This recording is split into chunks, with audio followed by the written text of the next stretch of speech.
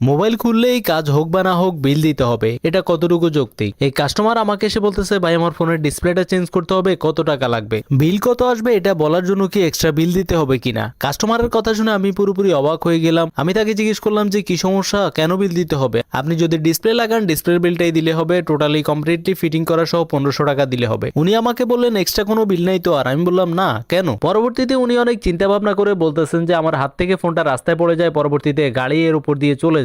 পরবর্তীতে আমি ফোনটা নিয়ে একটা দোকানে যাই, দোকানদারকে শুধু জিজ্ঞেস করেছিলাম যে ফোনটাতে কি সমস্যা একটু দেখতে আর কত টাকা খরচ আসবে আমাকে বলতে। সো উনি চেক করে আমাকে বলে যে আপনার এটা ঠিক করতে 3000 টাকার মতো খরচ আসবে। সো আমি তাকে বললাম যে আমার কাছে তো এত বাজেট নাই, আচ্ছা ঠিক আছে আপনি ফোনটা ফিটিং করে দিয়ে দেন, যদি আমি ঠিক করি আপনার কাছে নিয়ে আসবো। পরবর্তীতে ওই দোকানদার আমাকে বলতেছে যে 800 টাকা বিল দেওয়ার জন্য। পরবর্তীতে কাস্টমার বলল যে 800 টাকা কিসের? ওই দোকানদার বলতেছে যে আপনার ফোনটা যে আমি এতক্ষণ দেখলাম চেক করলাম এটার বিল 800 টাকা। পরবর্তীতে কাস্টমার ওই দোকানদারকে 200 টাকা দিতে চায়, কিন্তু ওই দোকানদার 800 টাকার নিচে কোনোভাবেই রাজি হচ্ছে না। পরবর্তীতে জোরপূর্বক কাস্টমার থেকে 800 টাকা নিয়ে রাখে ওই দোকানদার। সো কাস্টমার আমাকে জিজ্ঞেস করলে এটা কি খোলা ফিটিং এর বিল এত? আমি বললাম আসলে